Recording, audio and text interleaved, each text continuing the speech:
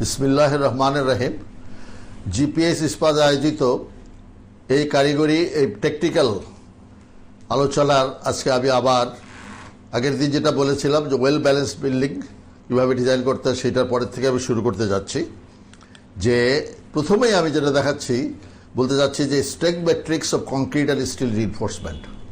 অনেকেই এই কথাটা আমাকে জিজ্ঞাসা করেছেন, অনেক সময় জিজ্ঞাসা করেন যে কত স্ট্রেংথ হতে হবে, কত স্ট্রেংথ স্টিল যদি ধরি আমরা এখানে আমি 420 এই এমপিয়ার এই স্টিলের ইয়ে রেখেছি, অর্থাৎ আমি 500 গ্রেডেরটা আমি এখানে দেইনি ইচ্ছা করে। আমরা আগে সেটা আলাপ করি, ভবিষ্যতে আমি ওটা সম্বন্ধে আলাপ করব। এখানে এই ধরনের স্টিল যদি থাকে, আগে যেটা আমরা 300 গ্রেডের স্টিল থাকতো সেখানে এখানে 400, এখানে কংক্রিট স্ট্রেক কী হতে পারে। এখানে দেখবেন যে আমি একটা রিকমেন্ডেডটা একটা যে বিল্ডিং ডিজাইনের জন্য একটা যে ইয়ে রেখেছি যে 20-র কমে কোনো সময়ই 20 এমপিয়ার কমে, অর্থাৎ মোটামুটি 3000 PSI এর কমে কোনো সময় কংক্রিট স্ট্রেক ডিজাইন করা যাবে না কংক্রিট।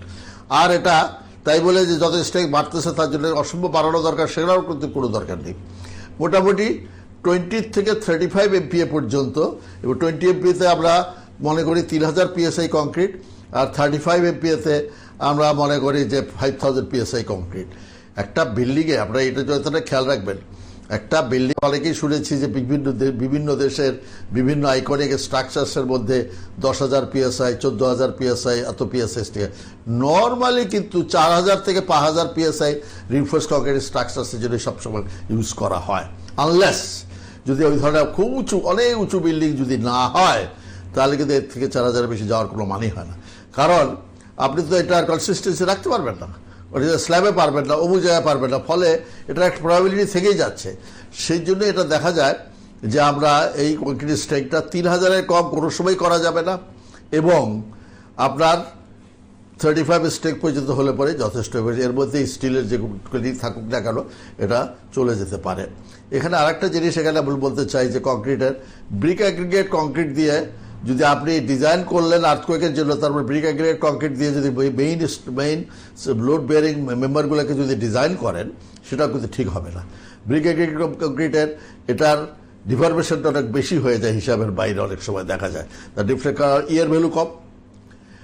এর ভ্যালুটা খুব একটা ইম্পর্টেন্ট একটা জিনিস। ইটা সবসময় যে কোনো ডিফ্লেকশনের যে কোনো ইকুয়েশনে ইটা কিন্তু সবসময় নিচে, অর্থাৎ একটা ডিভাইডেড বাই সামথিং ফলে এর ভ্যালুটা যদি কম হয়, যদি আমরা কংক্রিটের ভ্যালু অনেক সময় আমরা স্টোন অ্যাগ্রিগেটের কংক্রিট যে 3,000-4,000 PSI যদি আমরা 3 ধরি, অনেক সময় ব্রিক হলে পরে দেখা যায় এটা 2 হয়েছে, ফলে 1.5 গুণ হয়ে যাচ্ছে ডিফ্লেকশন স্ট্রেট, আর কোনো কথা নেই। ফলে এই জিনিসগুলো দেখাচ্ছে strength matrix of concrete and steel reinforcement, এই জিনিসটা আমি এখানে রেখেছি। নেক্সট হচ্ছে outline of seismic design method. Design method খুব সিম্পল, আপনি এটা আস্তে আস্তে চিন্তা করবেন। প্রথমে ডিজাইন ডাটা কি, vertical distribution of seismic forces কি, আপনার মেথড অফ অ্যানালাইসিস কোনটা নিচ্ছেন, স্টোরি মানে প্রত্যেকটা তার ড্রিফট পি ডেল্টা ইফেক্টস কি, পি ডেল্টা মানে দুইটা ফ্লোরের কি ইয়ে হচ্ছে, soft story, torsional effects and overturning effects. এই জিনিসটা কিন্তু আপনাদের সবসময় খেয়াল করতে হবে। এবং আমি দেখেছি এই টর্শনাল ইফেক্ট সম্বন্ধে আমরা কিন্তু অনেক সময় খেয়াল করি না, কারণ এই 15 তলা 20 তলা বিল্ডিং করতে গেলে পরে দেখা যায় আর্কিটেক্টদের ওনাদেরও কোনো করণীয় কিছু থাকে না। কারণ শেয়ার ওয়ালগুলো এমন একটা জায়গাতে ওনারা কোর বা লিফট ওয়ালগুলো এমন একটা জায়গায় ওনারা প্লেস করেন, হয়তোবা সেন্ট্রালি প্লেস করা সম্ভব না, হয়তোবা দেখা যায় যে রাস্তার লোকেশনের জন্য বিল্ডিং বলে প্লটের সাইজের জন্য নির্ভর করে এইগুলো এক কোণার দিকে চলে আসে, একটা সাইডে চলে আসে, তখনই কিন্তু টর্শনাল ইফেক্টটা খুব সাংঘাতিক রকম হয়। এবং এই টর্শনাল ইফেক্টটা কিন্তু কোনো সময় অ্যালাউ করে না, এবং এটা কিন্তু কোর্টে সাংঘাতিক রকমভাবে এটা রেজিস্ট বলে। ফলে এই জিনিসটা খেয়াল করতে হয়, আর্কিটেক্টের সাথে আগের থেকে বসতে হয়, যেটাকে ওইখানে অনেক সময় আমরা এমনও করেছি, এমনও দেখেছি অনেক বেশি স্টিভ আছে, সেখানে দেখা গেল 2-1 ওয়ালকে আমরা ছেড়ে দিয়ে আমরা ওইটাকে ব্যালেন্স করার চেষ্টা করি, অর্থাৎ দুই পাশের যে কতটুকু ইফেক্ট আছে সেই ইফেক্টটাকে আমরা কমায় আনার চেষ্টা করি। এটার জন্য অনেক ফর্মুলা আছে, দেখবেন আমরা। দেন ল্যাটারাল লোড অ্যানালিসিস কীভাবে করতে হয় সেটা দেখতে হবে, এবং কম্বাইন্ড লোড ইফেক্টসটা কী, সবগুলো যেটা দিয়ে আছে। এবং তারপর এগুলো সব হওয়ার পরে ডিজাইন অফ মেম্বার্স হচ্ছে। ডিজাইন অফ মেম্বার্স হওয়ার পরে এরপরে হচ্ছে design of beams, columns and shear walls বা স্ল্যাবস ইটসেট্রা।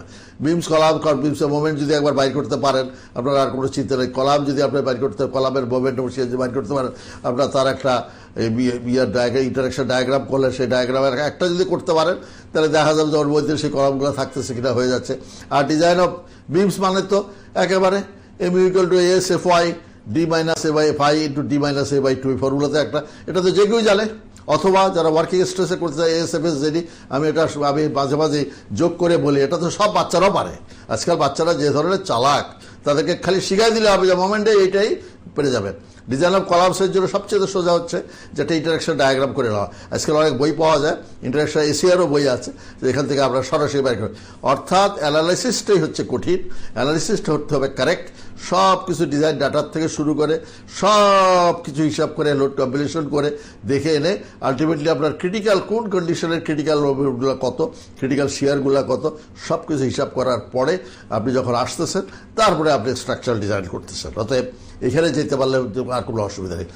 এরপর আসছে ফ্রেম সিস্টেম। একটা বিল্ডিং কীভাবে থাকবে, যদি একটা সিঙ্গেল একটা লাইন থাকে, একটা সুপারি গাছ আছে, একটা তাল গাছ আছে বা একটা নারকেল গাছ আছে, ঝড়ের সময় যদি দেখেন, আর্থকুয়েকের সময় তো আমরা খেয়াল করি না, ঝড়ের সময় আমরা দেখতে পারি ঘর থেকে, দেখা যাবে যে সুপারি গাছটা বেঁকে যাচ্ছে অনেকখানি, আবার তাল গাছটা একটু কম বেঁকতে কাছাকাছি থাকে। ফলে একটা ফ্রেম যদি সিঙ্গেল একটা ফ্রেম থাকে, একটা সিঙ্গেল একটা পোল থাকে, তার যে দুলবে বা যতটুকু ইয়ে হবে, তাহলে দুইটা যদি ফ্রেম একসাথে টাই করা থাকে তাহলে একরকম হবে। এটাকে আমরা ফ্রেম সিস্টেম বলতেছি। এইটি হচ্ছে মোমেন্ট রেজিস্ট্রিং ফ্রেম। এই মোমেন্ট রেজিস্ট্রিং ফ্রেমগুলো 3 রকম আছে আমাদের কাছে। 3 রকম হতে পারে। একটা হচ্ছে ordinary moment resisting frame, moment resisting frame not meeting special detailing requirements for ductile behaviour.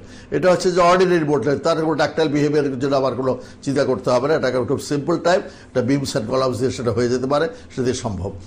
Intermediate moment resisting frame এটা একটা স্টিল ফ্রেমওয়ার্ক হতে পারে, ডিজাইনের অ্যাকর্ডিং উইথ বিএনবিসি 93-তে যেটা দেওয়া আছে সেটা দেখে হতে পারে।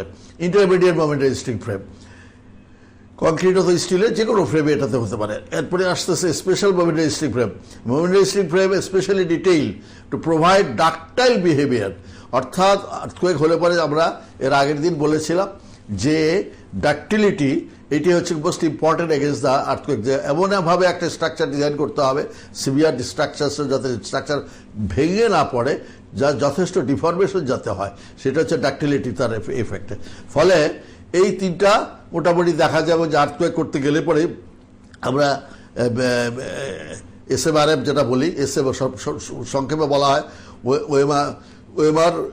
ওএমআরএফ, আইএমআরএফ, এসএমআরএফ, অর্থাৎ ordinary moment resisting frame, intermediate moment resisting frame and special moment resisting frame. এখানে ডুয়েল সিস্টেম থাকতে পারে, 2টা সিস্টেমে থাকতে পারে। খালি যে কলাম অ্যান্ড বিম দিয়ে যে আপনি ordinary moment resisting frame, intermediate moment resisting frame, special moment resisting frame করা যাবে তা না, ডুয়েল সিস্টেমে combination of intermediate moment resisting frame and shear walls. কারণ শিয়ার ওয়াল যদি ঠিক মতো প্রোভাইড করা যায়, মোস্ট অফ দ্য হাইলাইট স্ট্রাকচারে শিয়ার ওয়াল থাকে, কোর থাকে, কোরগুলোকে আমরা শিয়ার ওয়াল দ্বারা তুলি, কোরগুলার স্টিফনেস অনেক বেশি, তার ডিফ্লেকশন অনেক কম। সেটা থেকে আমরা এরপরে যখন আমরা খুব সিম্পল ওয়েতে কিছু কিছু আমরা হিসাবে নিয়ে দেখাবো, তখন আমরা দেখাবো যে একটা ওয়াল কীভাবে বিহেভ করে, ওয়াল হলে পরেই তার ডিফ্লেকশন কীরকম কমে যায়। ফলে এটা হলো dual system, combination of special intermediate moment resisting frame and shear wall. Shear wall এটা সবসময় দেখা যায় যে কোনো স্ট্রাকচারে এটা হতে পারে। অর্থাৎ ফ্রেম সিস্টেমে আপনার কলাম দিয়ে হতে পারে, কোনো ইয়ার কোনো কারণ নেই। তাহলে এখানে দেখতেছেন এক typical moment resisting frame with beans and columns. এটা একটা moment resisting frame, just normal column দিয়ে থাকতেছে। এটা এই ধরনের স্ট্রাকচার তো আমাদের এখানে অনেক আছে, এবং এটা অনেক ডিজাইনার এখানে কলামগুলো হয়তো বেশি মোটা হয়ে যাচ্ছে, কারণ পুরো ডিফ্লেকশনটা তাকে কলামের স্টিফনেসের সাথে সম্পর্ক আছে। কলাম যদি যে ডিরেকশনটা ক্রিটিক্যাল, সেই ডিরেকশনে যদি কলামটা একটু লম্বা হয়, এলোনগেটেড হয়, তাহলে কিন্তু বেটার। এখানে যেমন এক্স আর ওয়াই ডিরেকশনটা কিন্তু উইকার, কারণ এক্স ডিরেকশনে এখানে 5টা বে আছে, অর্থাৎ 6টা কলাম আছে, আর ওয়াই ডিরেকশনে 3টা বে আছে এবং 4টা কলাম আছে। ফলে একটা কলামের ডিফ্লেকশন যদি 1 হয় আর যে 4টা কলাম একত্রে 1 করে, তাহলে আমি মনে করি যে কথার কথা এটা, যে তার ডিফ্লেকশন তখন 1/4 হবে, আর এদিকে 6টা কলাম থাকতে 1/6 হবে। ফলে এই জিনিসটা কিন্তু খেয়াল করতে হবে। তাহলে ইলাস্ট্রেশনটা যদি বেশি হয় তাহলে একটা সুবিধা আছে। নেক্সট হচ্ছে যে এখানে ল্যাটারাল ফর রেজিস্ট্রিং সিস্টেমস।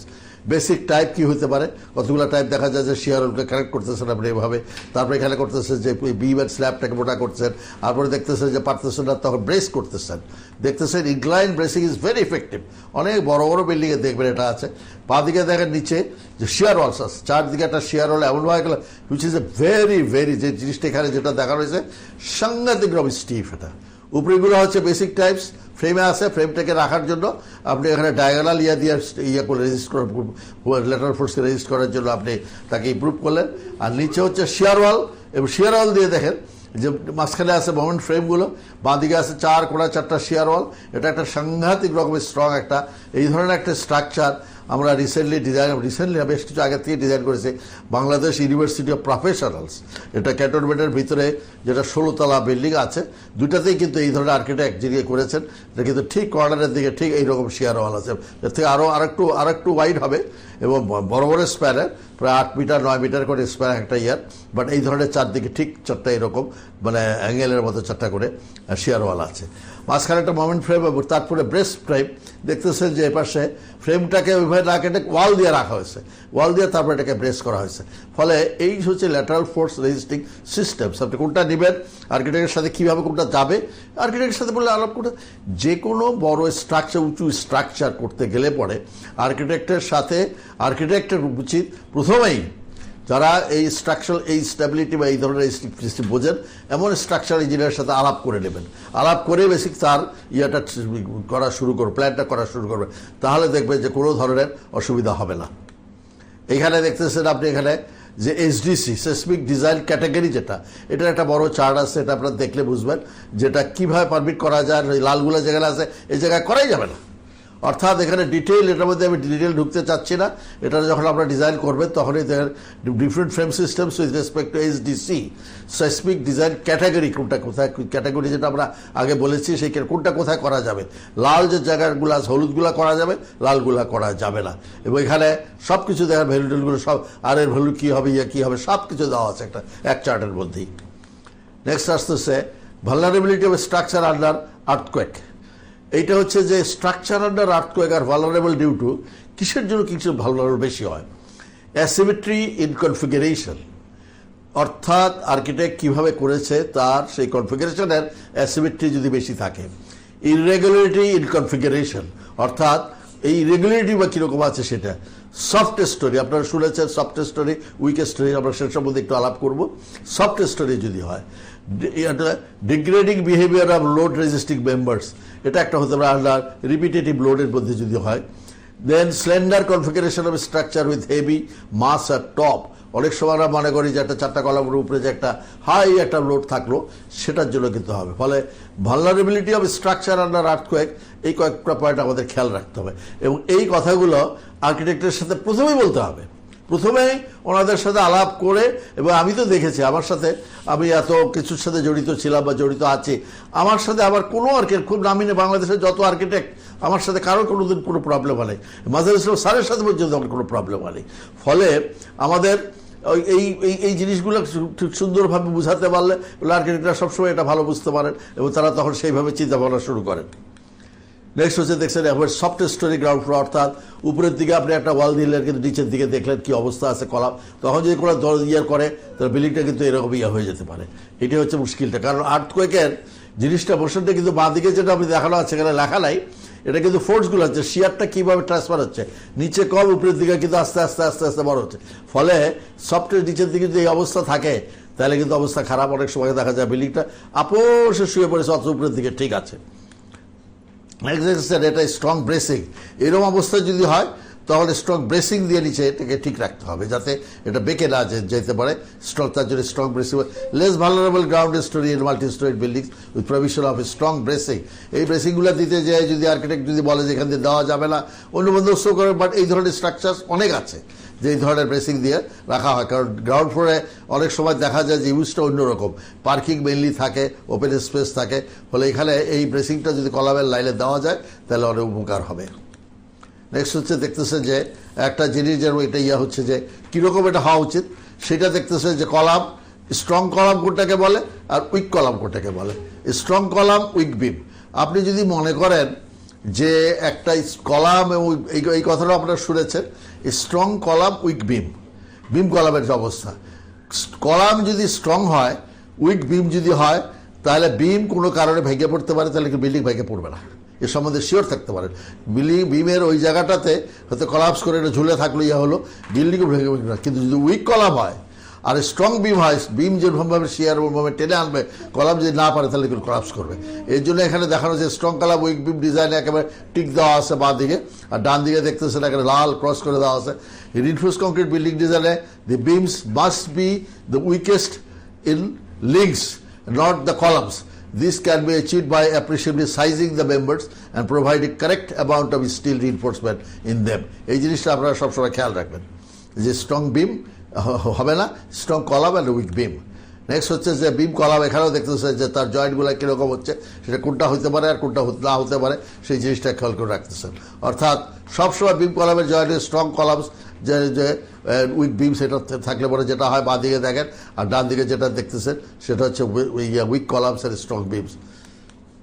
এইটা দেখেন একটা আমি ছবি দেখে আজকে আমরা শেষ করব, কারণ আমাদের খুব হাইলি থিওরিটিক্যাল জিনিস এসে গেছি আমরা। Short column close up inadequate steel up ties, এইটা কাছে 2001-এ যেটা ইয়েতে দেখা গেছে যে এই ধরনের কলামগুলোতে টাই যদি না থাকে প্রপারলি, তাহলে দেখা যায় যে অনেক সময় এটা ওইখান থেকে ওটা ইয়ে করতে চায়। টাইগুলার, আপনাদের যদি টাইগুলার সম্বন্ধে সবাই আমি দেখেছি, টাইগুলা কেন দেওয়া হয়, এই টাইগুলার প্রয়োজনীয়তা কি, এই যে কোনো রিইনফোর্স কংক্রিটের বইতে, এটা কিন্তু কোডে কিন্তু এটা পরিষ্কার বলা নাই, কিন্তু রিইনফোর্স কংক্রিটের বইতে মেকানিক্স, অর্থাৎ রিইনফোর্স কংক্রিটের মেকানিক্সের দেখা যায় যে টাইয়ের সরাসরি কয়েকটা ফাংশন আছে। আমি এটা বলে আজকে আমরা শেষ করবো দু একটা ছবি দেখে, যে টাই এটাকে তার রডগুলা হচ্ছে হাইলি স্ট্রেসড রড। আপনি যদি একটা ইয়াতে যদি লোড থাকে 1000 কিপ, দেখা যায় যে কংক্রিট যা নিচ্ছে, রড নিচ্ছে তার অর্ধেক। রড নিলে পরে রডের তো কয়েকটা রড আছে, সে তার মধ্যে তার স্ট্রেস অনেক বেশি, তার স্ট্রেস হয়তো দেখা যাচ্ছে যে 30,000 PSI তার স্ট্রেস, হাইলি স্ট্রেস থাকতেছে, তার কংক্রিট কাভার থাকতেছে কম, ফলে এগুলো যদি টাইট ঠিক মতো না থাকে তাহলে হাইলি এগুলা বলজ আউট করবে, বলজ আউট করলে বাইরের দিকে যাবে এবং ভিতরের দিকে যাবে না। এবং তার জন্য দেখতেছেন এখানে যে বাঁ দিকে বেঁকে আছে, এবং এই টাইটা কিন্তু ধরে রাখার কথা। টাইগুলো যদি খুব ঘন ঘন থাকে এটা কিন্তু তাইলে হবে। আর্থকোয়েকে কিন্তু এই টাইগুলোই দেখবেন যে আপনারা অনেক ঘন ঘন দেওয়ার কথা বলে। এখানেও দেখতেছেন যে আর একটা কলাম আমি দেখাচ্ছি, যে আমি কয়েকটা ছবি দেখাচ্ছি, আমি এর পরের দিন আবার আরও কিছু ছবি দেখাবো। এখানেও দেখেছে টাইয়ের তখন হচ্ছে রিংটা কেমন থাকবে, রিংয়ের হুকটা কেমন থাকবে, এগুলো সম্বন্ধে আমরা আরও ডিটেইল আলাপ করবো সবাই মিশে। আমরা দেখতেছেন এখানে কলাপসটা কীরকমভাবে কলাপস করেছে, ড্যামেজের এই কলামের ড্যামেজটাই হচ্ছে সবচেয়ে ক্ষতিকর। এনিওয়ে, আমরা আজকে এই পর্যন্তই থাকি। আমরা ছবি দেখে আমরা আবার সামনের দিনে আবার আমরা এই সম্বন্ধে কথাবার্তা বলবো, কারণ আমরা ডিজাইন সম্বন্ধে একটুখানি আরও ডিটেলে যেতে চাই। এবং আপনারা যারা আছেন সবাইকে আমি ধন্যবাদ জানাই। পার্টিকুলারলি আমি মনে করি যে জিপিএস ইস্পাত একটা সুন্দর বন্দোবস্ত করেছেন। এই ধরনের ল্যাঙ্গুয়েজ জেনারেল কথাবার্তা বলা যায়, কিন্তু এই ধরনের টেকনিক্যাল এবং পার্টিকুলারলি আর্থকোয়েক বেস কথাবার্তা অনেকেই শুনতে চান, অনেকেই বুঝতে চান, অনেকে আরও ডিটেলে যেতে চান। আমি তার জন্য জিপিএস ইস্পাত যারা রিসেন্টলি তারা একটা খুব ভালো স্টিল, বাংলাদেশ স্টিল ফ্যাক্টরি তারা বাংলাদেশে দিয়েছেন, সেখানে খুব ভালো কোয়ালিটির, খুব পিউরিফাইড কোয়ালিটির স্টিল তারা তৈরি করতেছেন আমাদের জন্য। আমি তাদেরকে ধন্যবাদ জানাই এবং তাদেরকে এই সুযোগ করে দেওয়ার জন্য, আমাকে বা আপনারা যারা শুনতেছেন সবাইকে এই সুযোগ করে দেওয়ার জন্য আমি তাদেরকে আবার ধন্যবাদ জানাই। আপনারা সবাই ভালো থাকেন, আমাকে জন্য দোয়া করবেন। Thank you very much.